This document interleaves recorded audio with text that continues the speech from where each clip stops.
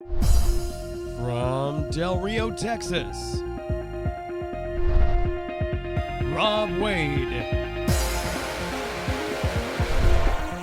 and Robert Garza. Two guys who dive.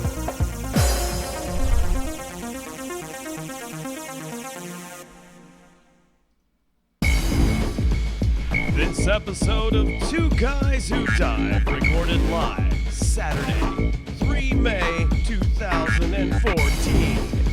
Episode 102. I wouldn't do that if you paid me.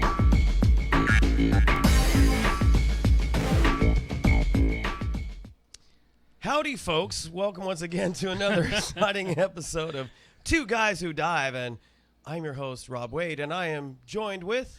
Robert Flamingo. Yes, a.k.a. Scubadog. Scuba Bob. Everything in the world. That's it. He's running for mayor. Yeah. Not. No. And no, as I'm constantly asked, no relation. No relation. To that gentleman. Yes. So, of course, we're moving into that season, you know, all the politics. We got runoff elections going on locally, and Right. and then also statewide ballots and things like that going on. So it's getting pretty heated out there with that kind of thing. Yeah, it is. So, how was your week this week? It went by quick. Really? Actually, I wish I could say the same. Yeah, you know, it was like it was Monday, and then before I knew it, it was Friday. It was weird, and it was Friday. great. It's Friday. Yeah, no, and it was good. It was good. The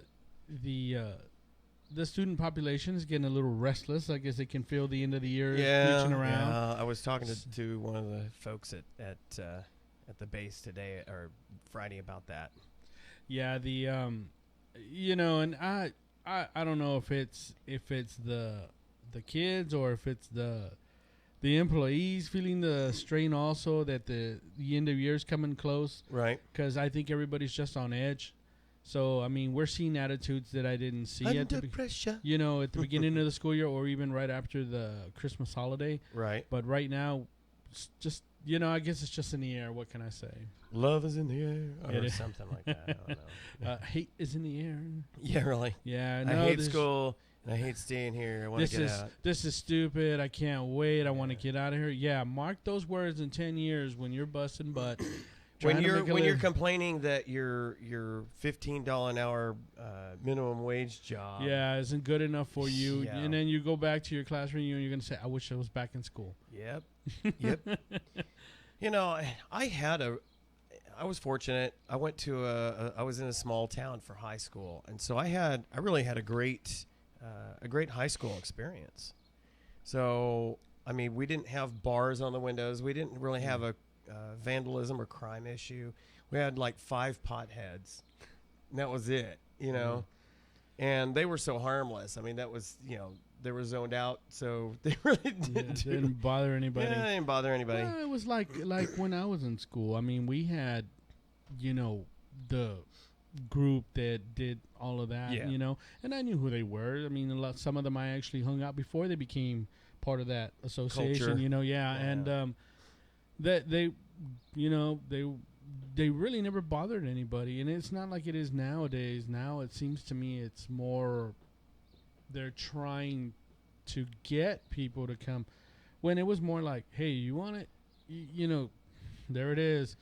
Now it's like, you got to try it. You got to do it. You got, you know, they're real pushing, you know, and it's unfortunate. Yeah. But, you know, and those are the people that are going to move to Colorado once they get out. Yeah, and, you know, speaking of that, you know, of that same thing, perhaps maybe that's what made my week go by fast. I had one of those cases that I had to work with, one of those, you know, issues. Yeah. So, but, you know, and it took me 2 days, almost 3 days to just do the documentation for all of that stuff. And, you know, it's never cool, even though I couldn't pin it to one specific person. Right. But, you know, nonetheless, you know, it's there, you know, and, you know, it's just real disconcerting when you always see that and everybody's like, knows what it is, you know, and, you know, it's like, oh, yeah, I know what that is.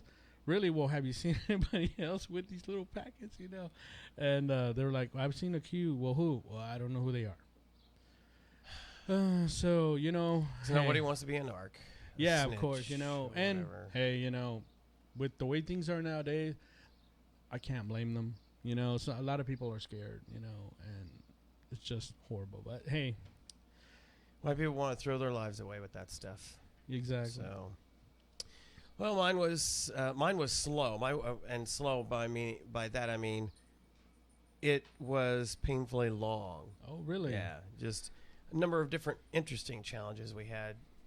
We had some surprises in our hierarchy that kind of caught me off guard.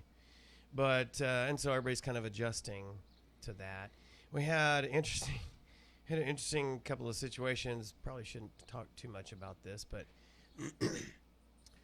had a couple aircraft. One on last Friday and one on this past Monday. Hey, you. That a landing wheel fell off while they're on the ground. Obviously, unfortunately, nobody was hurt, but it just kind of like it was with our older aircraft. The T-38s are, the thing with the T-38s is they're so darn old. Mm-hmm. They have been on the verge of retirement several times, but then they keep doing things, literally rebuilding the aircraft rather than replacing them with newer aircraft. Of course, we don't have the budget to replace them. Right. With some sort of a new, preferably supersonic fighter that gets them prepped for the fighter track. The job, doing the job. Track. Yeah. Well, see, the way pilot training works is, again, I'm not really divulging any big secrets here, but you have your basic trainer, which is the prop aircraft, okay, and which it used to be a twin-engine jet, the T-37. Yeah. They called it the Tweet because that's how high-pitched the engine sounded. And then once you completed that, a number of things like evaluations of how you did with that part of the training, you get tracked. In other words, you get selected either to go the heavy track, so you're going to be flying the tankers and the cargo aircraft, things like that, or fighter. And so you'd either go to the T1, which is, it kind of gives you all the emulation of, you get to practice such things as mid-air refueling and that kind of stuff. Mm-hmm. Or you go the fighter track, which means you go the T-38, which is a high-performance aircraft for being, seems like 100 years old. But but thing is, those things are so ancient and rebuilt so many times. I mean, literally redesigned. The infrastructure redesigned on them. And, of course, they have to pass all sorts of inspections and tests on a regular basis. But when you've gone through, you have an air fleet that's that old, that has gone through as many changes and rebuilds as the Air Force fleet of these things has gone through, you have to go through a lot more frequent inspections. So right. That means aircraft are out of service more frequently than, let's say, a brand new aircraft. So, but it's always a shock when something like a wheel falls off. And when it happens 2 fly days in a row, you start to go, Now, did the wheel fall off on the same plane or 2 different planes? Two different aircraft. Okay, yeah. Well, a similar situation with me. We had a. You had 2 wheels fall off? Well, no, we had a situation to where, and I, again, I'm not really divulging too much, but we had somebody, and again, it's like you always say, broken processes. Yeah. We had somebody who was like I guess undocumented there on campus, who didn't have a pass or anything. He just made his way into the school. Right. So I was trying to figure out, okay, did he come in? There's a couple of areas that this is possible, actually. And I'm not going to say where.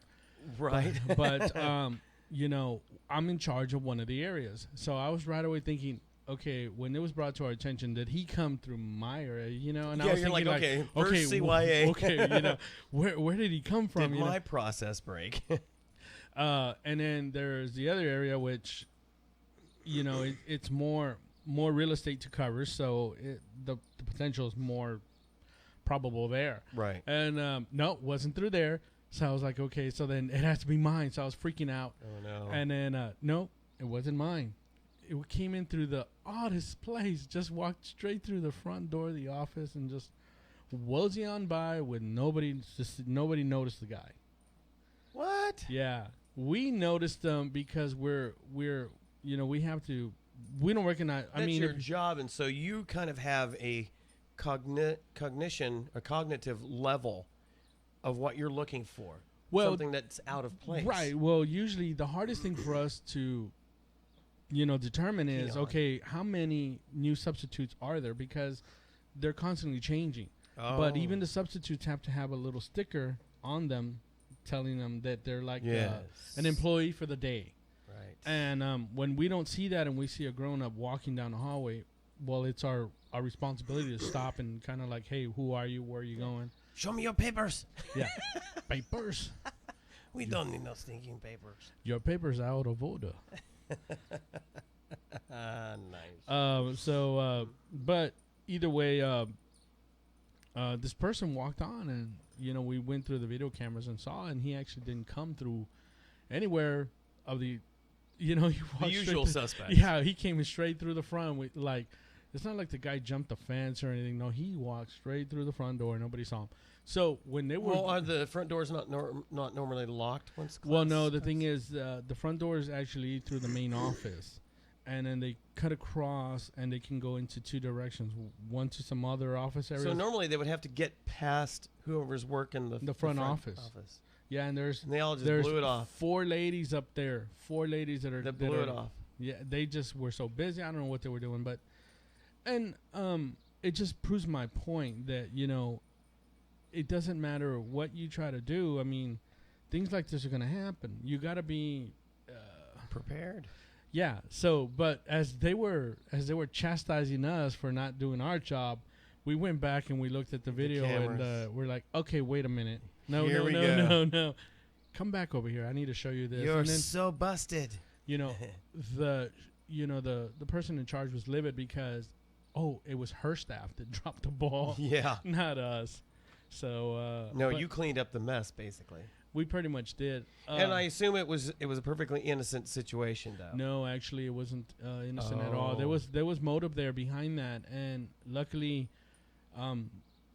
it got pretty intense. And I'll talk to you about that after the show because I can't disclose what actually is going on. But nonetheless, luckily nothing happened. The first line of defense saved the day. Yeah, we snagged them. Nice. Snag, bag, and tag. Yeah. Nice. I mean, nothing that was going to put anybody in, jeopardy or danger. So those of you that are watching the show, please don't freak out over it. Our love's in jeopardy. Yeah, but the individual in question, he was not supposed to be there. Wow. So, yeah. Yeah. So, originally I didn't really have any tech news because there really isn't a lot going on other than just rumors flying. We've kind of hit a lull before Apple starts really gearing up for the iOS, the next iPhone and the next iteration of iOS, and it's really kind of quiet on the Microsoft front because they're getting ready for a couple of other conferences, and where they'll probably drop a couple of more surprises on that, and then the rollout of the Windows Phone update comes in June. So we're probably going to see a lull here for at least a month till things start getting exciting as we roll into the September timeframe, which is when really everybody starts to get excited because most of your companies, both software and hardware, really start trying to get their stuff positioned for the holiday season. Right. And I hate that I'm even talking about holiday season when it's just May, but that's how it works. Yeah, And if you're gonna look in for buying or replacing electronics, that's gonna be the time, because all the new companies start rolling out with the new stuff. So if there's stuff out there that you're interested in, whether it be computers, phones, video cameras, point and shoot cameras, anything, that's gonna be the time. Yeah, if you're not hot to have the absolute latest and greatest, just as those come out is when you see all the discounts on the previous good stuff. Is it's still all great stuff, but you get some really good prices. Right. Like I'm an Apple guy, but there's no point in going and buying out the new iPad when the old one still does the same thing. The new one just maybe a little tweaky slower, but it's okay. Surprisingly, the iPads have seen a slowdown. The iPhones have seen an uptick. Yeah. That's interesting. I think because a lot of people are upset that the next version was not going to be a big change, or sort of like we're gonna hold our bets till some real serious advancement comes on. So maybe Apple will surprise everybody coming into September. Well, something you had said kind of stayed rattling in my frontal lobe there. I hate last that when week. that happens. So I think it was searching. on Sunday, or was it Monday? Anyway, I started actually looking when you said about the new iPhone coming out. Yeah. That there are some leaks about some of the potential cases. Yeah. So I was looking at them, and some of the button I was looking at changed. The changed. That might upset a few people. Yeah. From what looks like, the main power switch or the sleep switch that's up at the top of usually of the iPhone, right? It doesn't look like it's going to be there. It looks like it's going to be on the side of the phone now, which is where a lot of the Windows phones and Androids are on the side. And so I kind of started looking around and reading, and somebody blogged something about that. The reason behind that, and of course it's probably fake. I don't know. Yeah, right.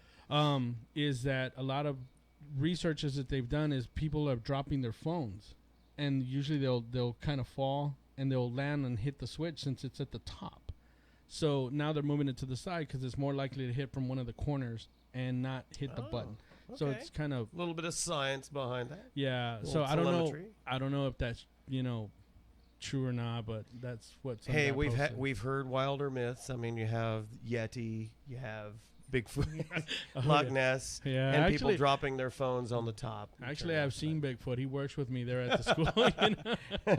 Nice. Yeah, I think I used to work with a guy like that.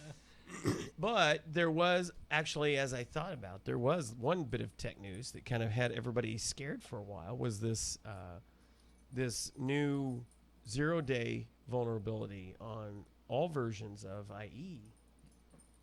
And it even got the NSA freaking out. Yeah. But Thursday, Microsoft put out an update. So, of course, all our machines are updated to it via the normal Windows update process. So, if you haven't already seen your machine reboot from the install of that update, be looking for that. It's an easy find there in the Windows update arena. But, yeah, that had kind of people freaking out for a while. They weren't ready to tell DoD to stop using their computers, because that would be truly a work stoppage. But they were kind of worried, and I'm like, well, the thing is, the attack is only good if you are stupid enough to click on a link that takes you to one of these particular sites that is set up to exploit it. Mm-hmm. You can't accidentally get hit. Right. They can't get to you unless you first reach out to them. So most people are not adventurous with their configuration. So if they have a Vista or Windows 7 or Windows 8 machine and haven't changed it from default configuration, they're protected generally from all that stuff. It's when they turn off all the internet protections. Well, let me go to porn sites and stuff like that. If they do that, then you deserve what you get. But so anyway, updates out there. So don't everybody freak out. Just go out there, run the Windows update, and you'll get patched and you'll be good to go. But that was slow news week for that. On other kinds of news, a little bit of politics there. for ever since the whole Benghazi attack happened, you know, congressional Republicans have been pushing for, we want to know exactly who knew what when, because it sure smelled like we had 4 of our guys there who were left out to dry, and there were a number of tip-offs that something was going to go on, and as it was happening, people were trying to pretend to cover their own rear ends. They were trying to pretend that it was a video. It was a video that got these people upset. Yeah, they bring RPGs to a protest. So, and evidently through a totally separate case, somebody, I guess like a somewhat civil case, somebody was suing the government for information regarding that, more from the civil side is the way I understand it. And so they made a Freedom of Information Act request, a FOIA request. And they happened to get an email released as part of the package that as they looked at it, they're like, wait a minute, this seems like the smoking gun as far as revealing people knew much more than they were letting on. They knew, and then went on to pretend. I don't want to talk to you. So basically, it seems like it's the smoking gun, and it's got everybody now fired up to say, all right, we've believed something was up all along, and y'all stonewalled us, and now through a totally accidental direction, ignore it, are now going to... Now they're gearing up a special committee to investigate it. So there may be some heads rolling on this one after all this time. I'm sure. You know, when they start forming those special committees, somebody's going to take the fall. Yep. So it'll be interesting to see what comes out. It's just going to be interesting. Yeah. You know, it just goes to show you. If you blew it, own it. I like that. Bad news does not get better over time. Bad news actually gets worse over time, and just like the law of cascading unintended consequences and the law of increased cost, the longer you wait, you have to build lies upon lies, or at least stonewall upon stonewall, so that when it all finally does come crumbling down, you have so incriminated yourself in it. But if you just right off the bat say, you know what, we blew it, we got word that something was going on, and we didn't prepare ourselves for it. We should have had proper protection in place to protect our assets there. We didn't. And it is a tragedy that 4 of our brave people died as a result.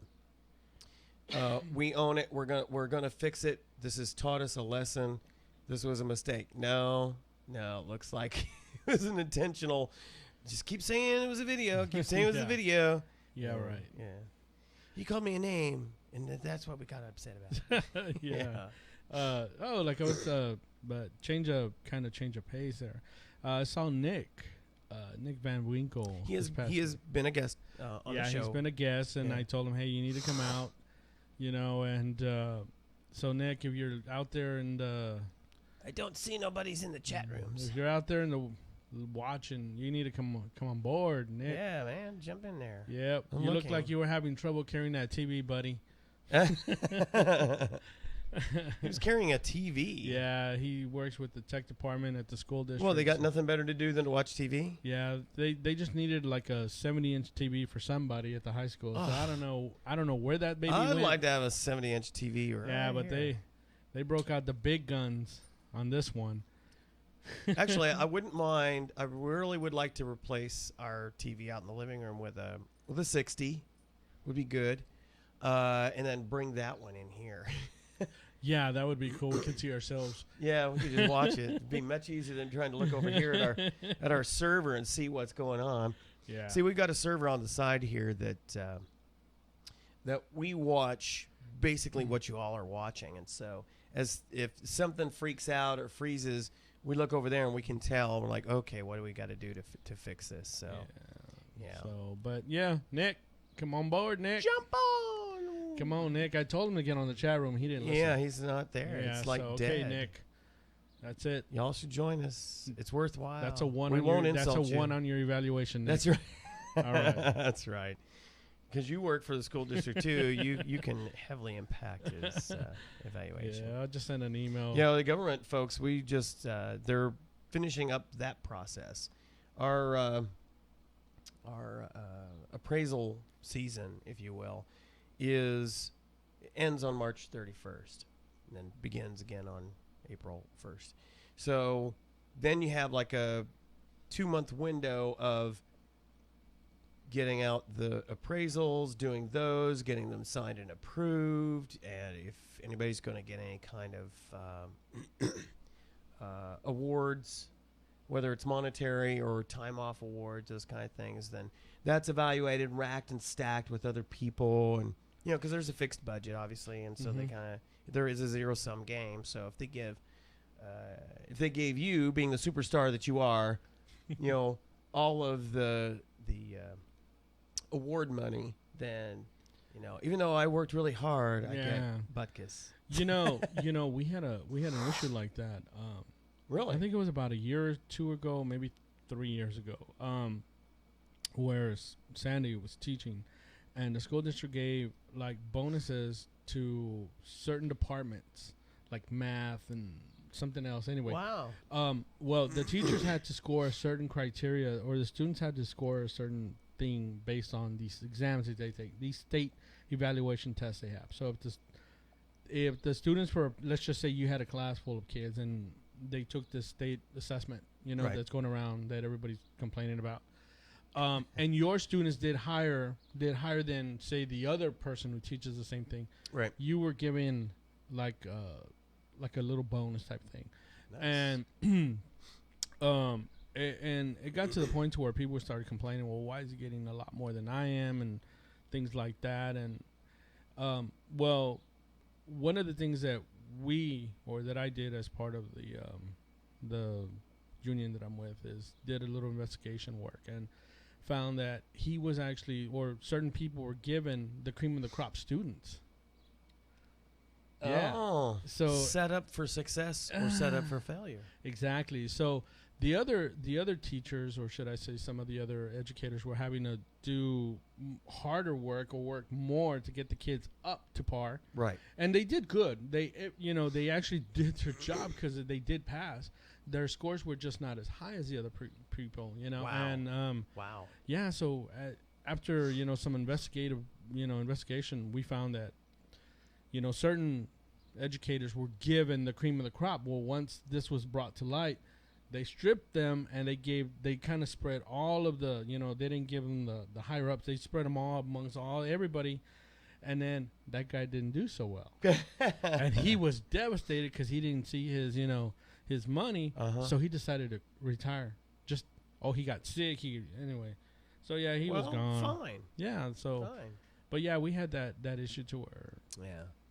Well, I kind of like the way that the military does it. There's a certain percentage of the civilian pay budget that's set aside for awards. Now, awards can be given throughout the year for special achievements and things like that. If you do some extraordinary thing and you save the government hundreds of thousands of dollars, like if you figured out how to never make wheels fall off an aircraft again.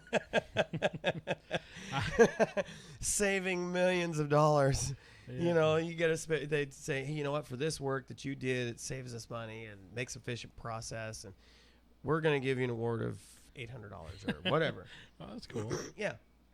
Of course, that takes away from the total amount of the money set aside for awards. So throughout the year, there's eating into that. But then what's left at the end of the year then is divided amongst the organizations based on the number of people and the salaries that those folks made. So you don't have like all of the money going to one group because they're more mission oriented rather than support oriented.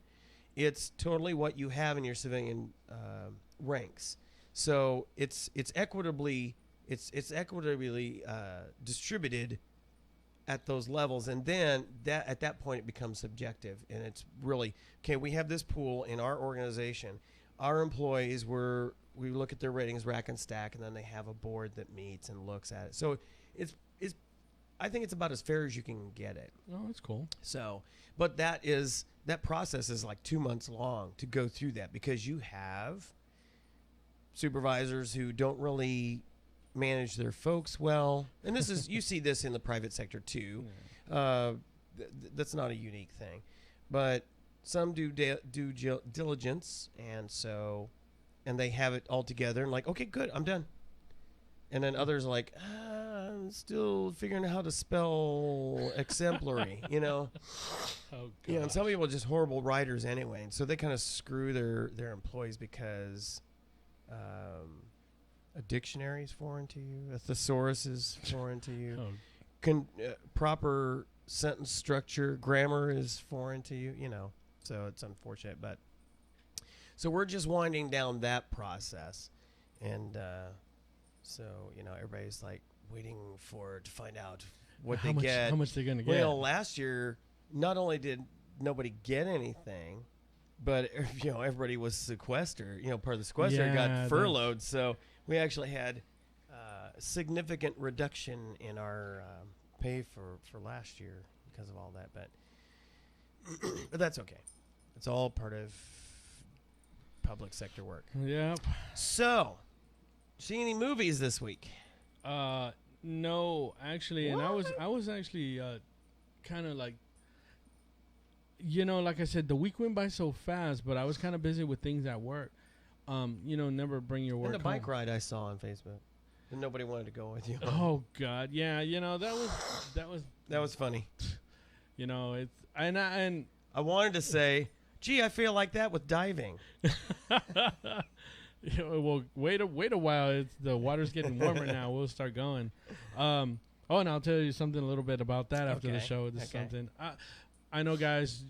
I want to tell you guys, but I need to tell Robert before I tell it to the world. So you know. But anyway, so the bike riding thing.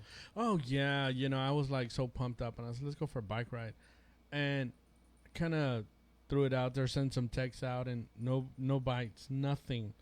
So I was like, okay. So then Brandon goes, well, Dad, I'll go with you. I'm like, now, I don't. Does he have a decent bike? Yeah, he doesn't have a high dollar bike. He's got a Walmart bike, but it's actually I tuned it up, so it's a good bike, you know. And for him, you know, gradually moving up because he'll just get it and just drop it.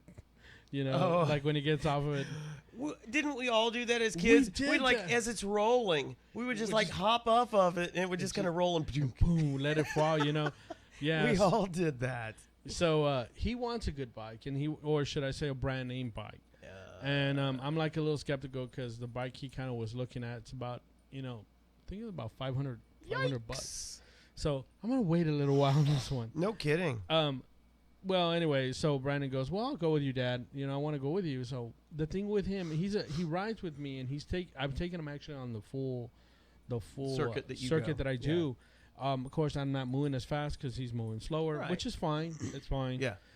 Actually, you could kick it to a different gear and actually get a pretty good workout with that. Right. The problem is that here lately, drivers have gotten so careless. I've already been run over almost 3 times. And it's not like, you know, I'm dressed in black like a ninja or something and they can't see me. It's been in broad daylight. The times when I've been hit, it's in like 6 o'clock. It's because of this. Yes. And I've actually they're too busy texting or talking on the phone or messing with their stereo. You know, one lady was just completely didn't see me at all. It was at the intersection of 2nd on Veterans Boulevard, right by Delray Welders. I was crossing, the light was green, you know, and I was going up the street.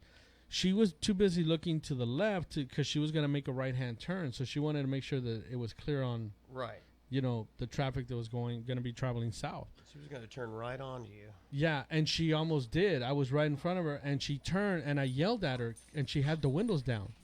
So, you know, she like stopped. I mean, I was far enough. She would have just nicked my tire and probably knocked me down, not really hit me. Still. But, you know, she stayed like catatonic. And then Yeah, she was like freaking out. So then I kept going, and then some idiot ran a red light right by Walmart on the same day. Ran a light at Walmart to cross over to go to Home Depot. They do that all the time, though. To go to Home Depot. Yep. So I was like almost practically in the intersection right there, you know, and I had to slam on the brakes, and I probably skid about 15 feet. Yikes. You know. I'll be checking to see how much tires left after that. And I just the guy looked at me, and he just kept going. You know, I'm like, idiot. So anyway, going back to the ride, yeah. So I don't mind when he goes with me. It's just lately I've just been kind of concerned. Yeah. And so we were gonna go for a ride, and then Sandy's sister shows up with my my niece, and she goes, "Well, I'll go with y'all." So we ended up going for a small ride, but it still was a 45-minute ride. How old's the niece? She is 17. Oh, okay. Yeah. So it was. So not nearly as potentially fragile as your son. Actually, yeah, my son I think was more. She was more fragile. Yeah, she's one of those. I don't like to exercise. I don't want to do anything. Oh wow! But, so you were shocked that she wanted to go on a bike. Yeah, and you know what? When we got back, I was kind of concerned. I was like, "You okay?" Good grief! We got a big audience. I'm telling you. So I just asked her, "How did you enjoy?" You know, when we got back, did you like it? I actually did like it, which was good. Yeah, which is good. You know, I like that. But yeah. Oh, and then speaking about diving, to change the tone a little bit, talked to Monica. She got me into this Herbalife thing, which is something I'll tell you a little bit about. But I talked to her about it and about diving, and she was like, hopefully that this summer she can get into the water. So I thought she was in San Antonio now. No, she's here. She never left. They got some property out by the lake now, so I think her and her How husband convenient. they're going to start building. So nice. Good. Need to get him into diving. Yeah, he's I really don't know what the guy does. I think the last I heard, he's an airplane mechanic for Boeing or something. He actually, his job is in Louisiana or somewhere. So what brings him here? Well, his family's from Del Rio. He's from Del Rio originally. Oh. So he works in Louisiana. So she's here and he's over there. So when he's off for That's a weird like a few weeks at a time. So he comes down. Yeah. So he's here or something. They make it work. So I guess. Yeah. So I guess those long distance relationships. So.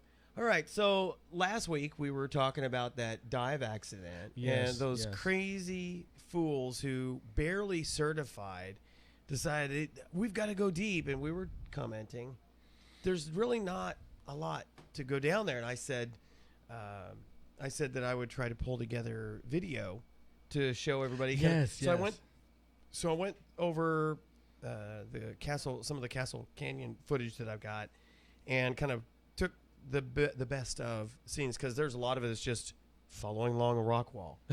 Yeah. So I wanted to just throw some highlights in there. So, matter of fact, what I forgot to do was, where do I want to put that? Screen region. Let's bring it in here. So you're going to see a little sausage made here. Got these different contacts, and so my original prescription, well, they're both supposedly the same prescription, but not quite. And the newer ones that I've got, it's kind of hard to see. It's not moving. It's not moving.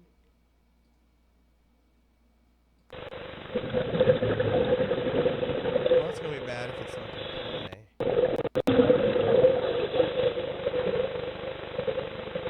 Oh, there we go. Now it starts playing. Sort of. There. Let's see what happens if I switch. There we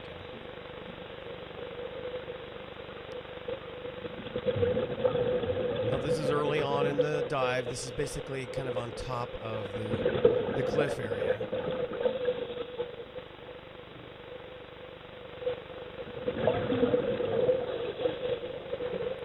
This was a pretty good sized catfish. His body was almost as big around as my thigh. Yeah. Obviously, this was colder months. This was like a November dive.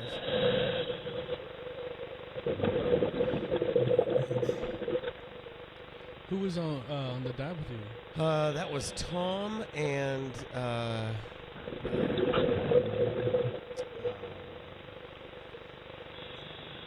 Bema Starford. Oh, The guy was the camp host out at the Southwinds Marina, Air Force Marina. So we're dropping off there. So that right there, at 61, 62 feet, see the light is starting to fade as you look further down.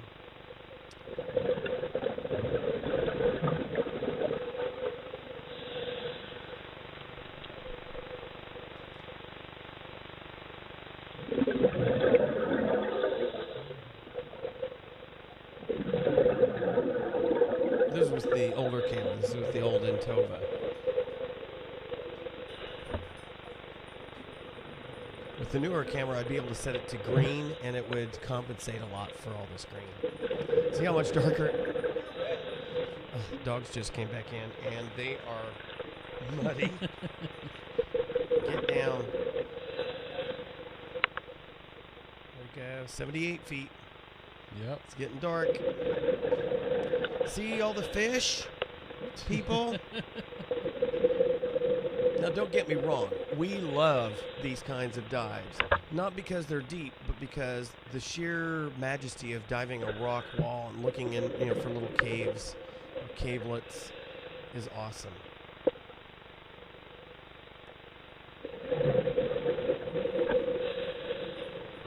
It get very dark.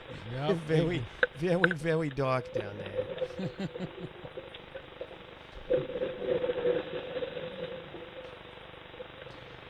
Oh, breaking out the lights. Yep.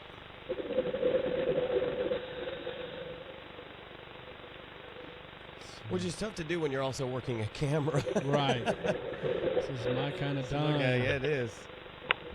Now, this is like a regular night dive for us right here. No big surprises here. 92 feet. 92. 93.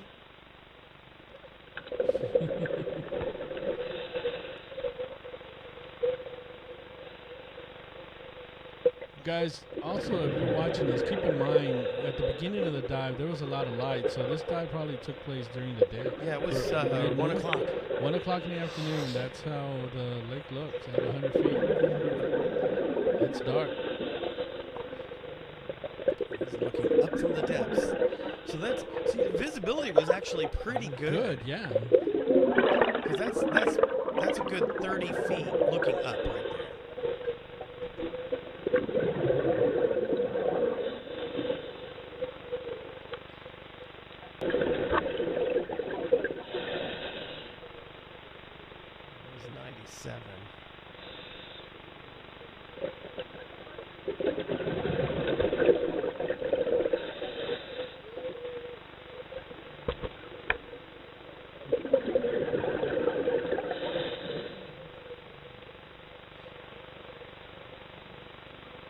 So you see some different shapes underwater, and then you start thinking, okay, what could that be? And then you realize, oh, it's just a rock.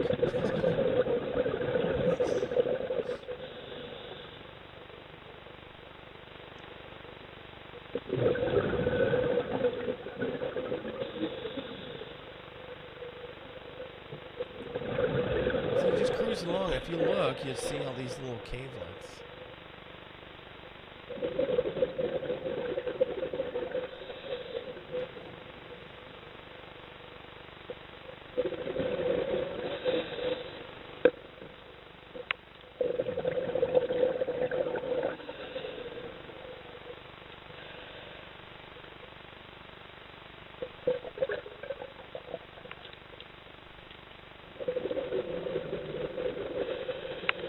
Anytime I see a cave, I have a habit of looking down below because as often as not, there's a cave right below it. Oh, there's a computer beeping. Yep.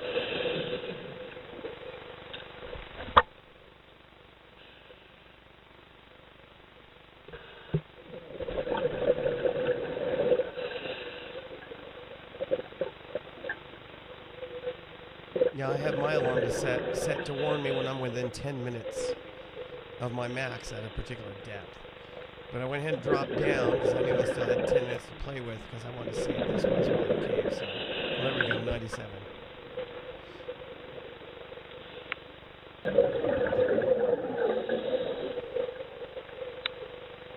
So we cruised a bit further along, saw this other cave, and it was pretty good size.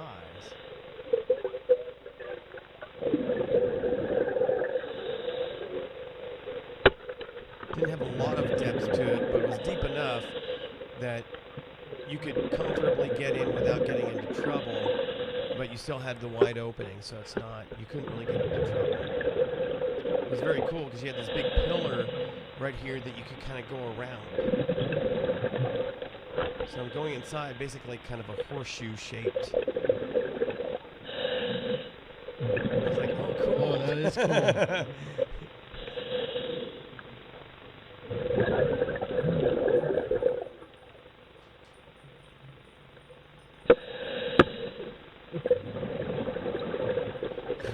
So see, it's not deep enough that you can get in trouble. But I was like, oh, this is cool.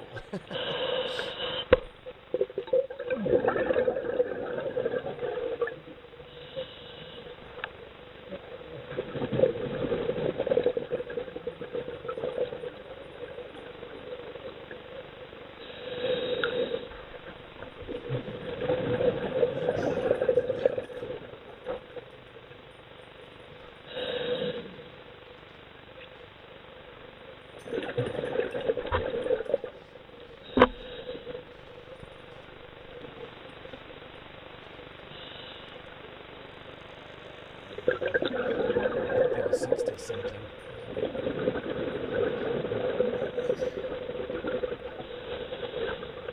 See, visibility was pretty darn good that time of year. Yep. That looks good.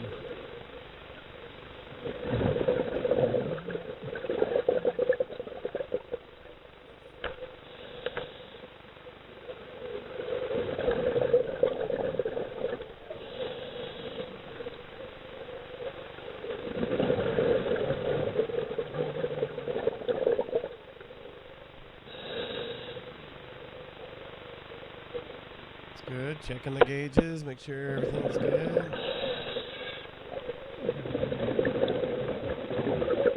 So for this, we start working our way up to get to our safety stop.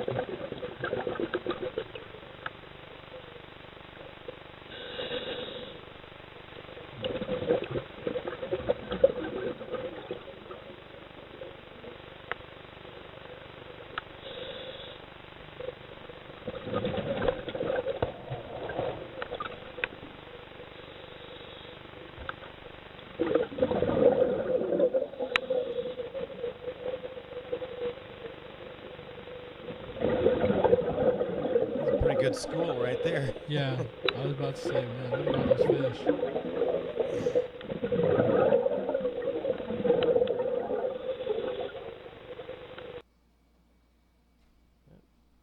thought I had more to it than that. Nope, that was it. I thought I had the swim through at the end. But anyway, so that's what there is to see. Even in the ocean, where it's much more colorful, etc. You go below 40 feet or so, you're not going to see a lot unless it's the really, really tiny stuff or the really, really big stuff, because they just don't hang there. They come up to feed shallower, typically. Yeah. So unless you are trained and have the experience to be able to do dives like what you just saw, you have no business going below that, especially as a basic certified diver. 60 feet is what you're trained for. Mm-hmm. So, like, you know, we've said, I mean, we've been down to the max. Yep. You know, 140 feet. The time that I was actually doing that, I dropped down on this small little ledge. Remember I was telling you about it? And I actually stood there, and we call this area we call the abyss, because actually I stopped and my computer was like beeping off like crazy because and then when I looked at it, I had about close to 3, almost 2 minutes before I went into saturation. And I looked with my light down, and it was still dropping. Yeah, it was just black, nothing. And I was really tempted, but then I was like, no. So we just came back up. But, I mean, we did the dive in right at noon. And it was pitch black. Yeah. I mean, I without a flashlight, I wouldn't have been able to see anything. So then we made. And we had our flashlights. Yeah, we had a flashlight because we planned it. Yeah, we planned it. Yeah, we knew. You know the environment. You know, that's the thing is you never want to dive in a location that you, especially at night. You don't want to dive in at night in a location that you haven't been diving in a day, and you don't want to go deeper than your experience or that you're equipped. Correct. To go. These guys in the accident that we talked about last week, they not only were they not trained to be able to dive, they blew any training that they had, but they weren't equipped for it. They didn't have lights, they didn't have proper exposure protection, they didn't have anything to help their situation, and so they just made a horrible decision. From the word go, any way you look at it, they screwed up. And I'm getting all blurry. There we go. So it's important to make sure that you get as much training as you can. Get the education. Get the equipment that goes with it. Get the experience that goes with it. Go with people that are responsible and have more experience than you so that they can help deal with situations that you might not be prepared for, even if you're diving within your limits. We just can't stress that enough. Yeah. When we did that, also just to keep in mind, like you mentioned, equipment. It was midsummer, it was in July, I think, when we did the dive, and it was at noon, the hottest point, the hottest time. We dove with our 5 mil fulls, and we were chilly. And it was cold. It was cold. It was chilly down there. Yes. It was cold. I mean, it felt like we were diving in the wintertime. Then as you come up, you feel the thermocline. You feel the change in the depth. And then when we were decompressing, it was nice and warm. Oh yeah, it was nice. But you got to plan for the dive. Yeah, definitely. There's no sense in doing something that is potentially going to put you in danger. And even though really any diving you do could potentially put you in danger, the training that you receive and the equipment that you're using, if it's properly maintained, is going to mitigate those risks. So it's a calculated risk going into diving. But when you do things like that, I mean, I wouldn't do that if you pay me. Yeah. I mean, just to go beyond what I'm capable of. Tara and I have been diving on a number of wrecks, and they're carved up to allow non-wreck trained, non-cave trained divers to safely go through and navigate. Mm-hmm. It's very difficult for you to get into trouble with those things because they've put a lot of work into clearing them out. But there are portions of them that if you are trained, you can penetrate these wrecks. Yeah. You have to have the training. You have to have the tracing, the tracing lines and the tags that go on the lines. There's extra bottles. There's all sorts of things that you have to do. You couldn't pay me enough to go into parts of the wreck that I'm not trained to go. Right. I thoroughly enjoy going to the ones that are clearly cut out for us types to go into. But when I see those ones they get tight and you're going to have the line behind you and bottles staged and take your tank off and feed it through forward ahead of you. No flipping way. I wouldn't mind doing that if I was trained for it. If I was trained, if I was trained and I really, but to be quite honest with you, that's not something that really, rattles my chain. Doesn't float my boat. No, so, but nonetheless, oh, and then, we actually have dove the abyss. We call it the abyss. Yeah.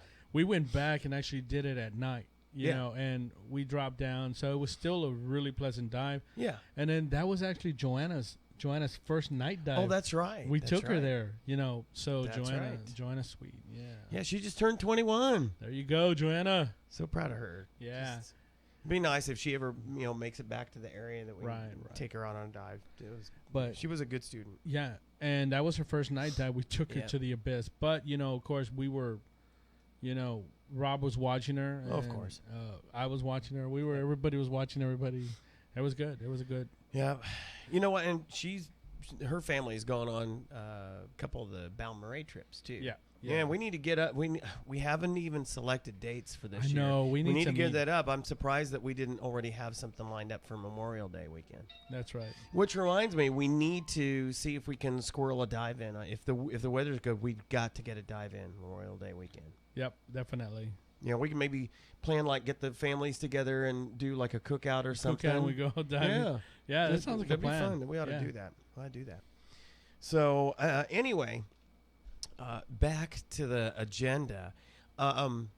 There is a young woman from South Africa, Lesley Rochat, I'm not sure how you pronounce her last name, who is a scuba diver, but her big thing is she's a ocean conservationist. So she's big on all sorts of the preserving the reefs and various underwater life.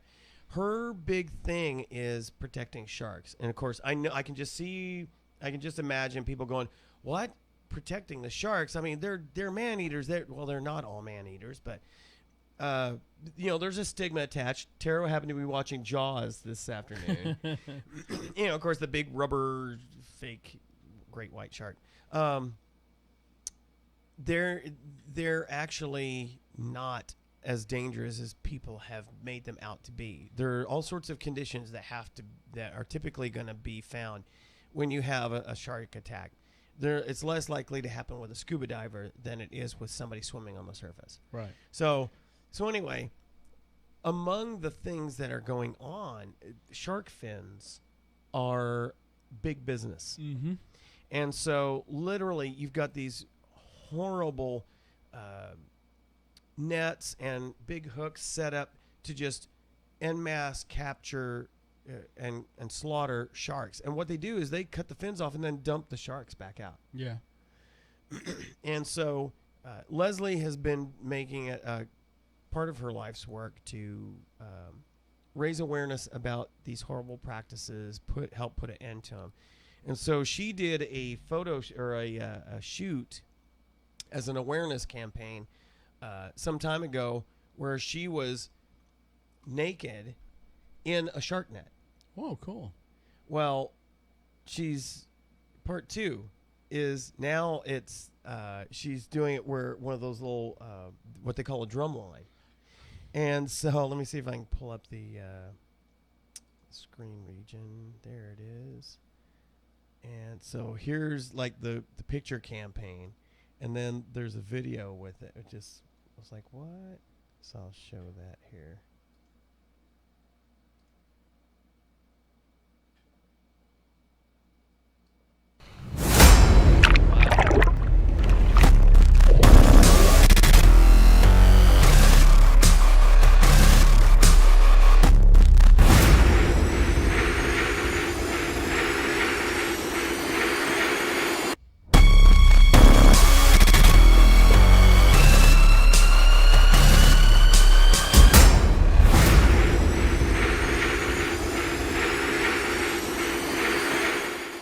Go to the behind-the-scenes video link to...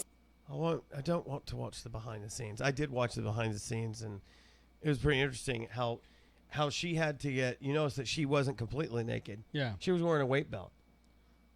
To keep her down? Yeah. The pool work they were doing when they were trying to do the setup, because, obviously you don't want to try anything like this out in the open ocean, especially with live sharks around, unless you know that all the elements that are in play work. Now, she got zero body fat, that girl. But she obviously has a problem staying down. And when they were in the pool, you know, she was they were using the mock hook that they were going to be using. And she was struggling to stay down. So they tried a number of different things because to get in a position like that, to get in a position like she is in here and just kind of stay motionless as if she was a shark that got caught, that is much harder than it looks. And it was kind of almost comical watching what she was going through trying to do this. And so they finally said, okay, I have to get a weight belt on you. So they did, and even that would presented a number of challenges too, because now you've got to find just the right amount of weight that it doesn't just suck you right down too. Because that's really sadly, that is one of the most common things that they see with dive accidents, as a matter of fact. Too much weight. Yeah. Well, they don't drop their weight. Oh, that's right. So as a matter of fact, one of the big revisions this year for the basic open water course is you actually practicing the dropping of the weights. I mean, we did the weight removal and replacement, and I would have them drop the weights, but now it's a specific practice of quickly removing and dropping them so you get positive buoyancy. So, wow. But so obviously that was a potential challenge. I mean, you think about it, she's out here in open ocean, naked, with sharks, and then wearing weights that potentially could be her doom. Right. Yeah. So, I wouldn't do that if you paid me. I mean, I have no problem swimming around sharks. I've got video. It's no big deal. But naked like that, no scuba gear. I mean, obviously there were scuba divers nearby because they were ready to give her air so she could stay down long enough to do all this. But you've got to first have what you need before you start relying on somebody else. And so that's just crazy. That's crazy talk. That's crazy talk. Why do you want to do something like that? You know, but you got to take your hat off to the people that well, she took everything else off. Yeah, she took everything else off. So you at least got to take your hat off. You know, I take my hat off. Yeah. To somebody who's willing to risk their life to prove this. For this kind of a campaign. Exactly. Yeah. You know. Yeah, no kidding. If you're interested at all to find out more about this, you obviously can go to look up Shark Awareness Campaign, look up Lesley Rochat, but go on YouTube and look up shark finning. And if you are not thoroughly disgusted by what you see, then you're not human. You've got no soul. They're majestic animals. They're part of God's creation. Obviously, if you had a shark or sharks menacing an area, that means they've lost their fear of people. And so they've decided that we are on their menu. Normally, that humans aren't their food. Any attacks that happen are typically accidental. Yeah. It's a mistaken identity thing. And so there are times when you'd have to go after the shark. Sharknado notwithstanding. Sharknado. Stupid movies. Now they're making a Sharknado 3. Sharknado. Yes. Oh my god. They're making a third one. Stupid. But anyway, the thing is, we've got no business going out there and just decimating sharks because there's this weird, stupid, idiotic idea that their fins are aphrodisiacs, or that we have an obscene, some people have an obscene desire for shark fin soup. Yeah. You know what? It's not worth it to go out there and decimate an entire species with the kind of brainless, mindless, evil abandon that they do to get these sharks. So look up shark finning on YouTube and make yourself aware. Spread the word.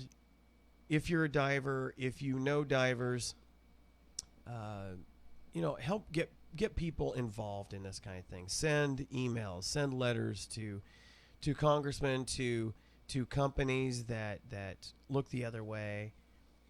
There's a lot of things you can do to help influence people. If the market dried up on shark fin, there'd be it would stop very quickly. Yeah, there'd be no There's no demand. There's shark no fin soup. That's it. There's no demand. So, I mean,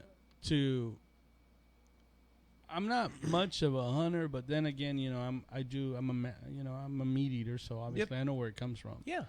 But usually, if you're gonna do something like that, you at least take advantage of the whole thing, you know, because it's not just one particular piece of, you know, the animal. So, I've seen it. You know, it's the same thing with whaling. You know, they don't really take anything. They just take the blubber and all that other stuff, but the rest of it they just kind of like. Yeah, exactly. Whereas the native Alaskans, they pretty much used it all. Yeah, back in their day, but right. You know, we're even careful about. I look at the cans of tuna to make sure they're dolphin safe. Yeah, because the way dolphin feed on tuna, among other things, and so typically where you're going to find a school of tuna, you may find a pod of dolphin. Right. And so even to this day, there's still horrific things that are happening to dolphins who get caught up in these nets. But so I support the companies because I love tuna. Mm-hmm. So do I. But I try to make sure that we get the ones from companies that have dolphin safe practices. Yeah. And engage fishermen who have dolphin safe practices. Mm-hmm. So anyway, that was I found that was very interesting, very provocative way to make a point. It was, you know, it was just almost as insulating as that dive suit that I saw back there. Yeah, that's you know, right. There's nothing warm about that. Yeah, that was awesome. So, all right, as we wind the show down here, just want to bring up some administrivia. All right, next Dive Club meeting coming up, 15 May, 7 p.m. at Rudy's Restaurant. Dive classes, if you're going to catch the May 22nd through the 25th, you need to sign up now. It's the first week of May, and that's usually when I have my sign-ups. Or we got one June 26th through the 29th, July 24th through the 27th, August 28th through the 31st, September 25th through the 29th. And you can get your airfills at the Broke Mill RV Park out on Highway 90 West. If you're heading out from Del Rio proper out towards Lake Amistad, you'll see it just past the new loop that's out there that goes around the whole darn town. Or you can just call out there, 830-719-2935, and talk to Mike and say, hey, I'd like to get some tanks filled up. You like to keep in touch with us, follow us on our website, delriodiveclub.com, or follow us on the Facebook. Just look for Del Rio Dive Club. Send us messages or email via Skype. Just look for TGWD, which guess what stands for? Two Guys Who Dive. That's right. And of course, you can get in touch with the Scuba Bob, Robert Garza, no relation to the guy running for mayor. No relation. So don't send him any hate mail. No. Or lobbying emails saying, hey, can you get roads paved in our part of the town? I'm sorry, you're barking up the wrong Garza with that one. That's right. Barking up the wrong Garza for that one. Nice. You know. So follow him on the Twitter at rsgarza435, or send him email because he reads them all. I do. rsgarza821 at yahoo.com. Or, of course, you can follow me on Twitter. Just look for at RobertCFP. Or send me email, robert.wade@cetifox.net. And that's all I got for tonight. Cool. We're actually almost on time. Almost on time, yeah. Yeah. So I got church in the morning, so get some rest and everything. I was getting my hairs cut today, and the place I get it cut, one of the what do you call them, cosmetologists? Her daughter was getting set for her first communion tomorrow. Oh. So, they get the veil and all this stuff that they do for the first communion. So she was excited. She said, well, we talked about the bread and the wine, and it seemed like forever. And I said, but that's okay. It's important to understand what you're about to do, because it's a very sacred ceremony that we observe as Christians. So I said, it's great that you're going through all that, and that she said, we did a practice, and it tastes awful. I said, the whole thing was very bitter. If once you really get a hold of what the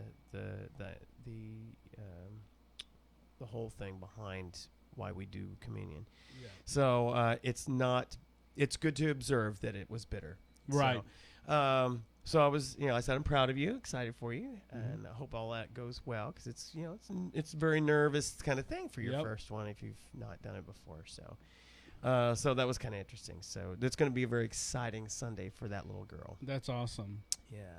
So, well, listen, I got nothing else. We'll see what happens next week. I'm hoping that we might be able to, I don't know if weather is permitting, try and get a dive in. I've got some stuff going on with the band that I'll probably share some information with you offline about that. But we got some gigs coming up, and so I may have a practice next week. But if not, and the weather's right, I may try and get in the water too. So. Cool. Well, listen, we always love having you guys with us, or comment, or send us emails, or otherwise let us know how we're doing. Yeah. We are open to suggestion. Like I said, this show is called Two Guys Who Dive. So we do talk about diving, but we talk about other things. Otherwise, we just call it a diving show. Right. But we'd like to talk about other things because, quite frankly, in Del Rio, Texas, not everything is about diving. I know, shocker. But and we're trying to increase that. Matter of fact, I've got to call a young lady back who has expressed interest in taking the course. So I may have my first student for May. Sounds good. So, well, listen, we will cut it off for tonight, and we will see you next week on another exciting episode of Two Guys Who Dive. See ya.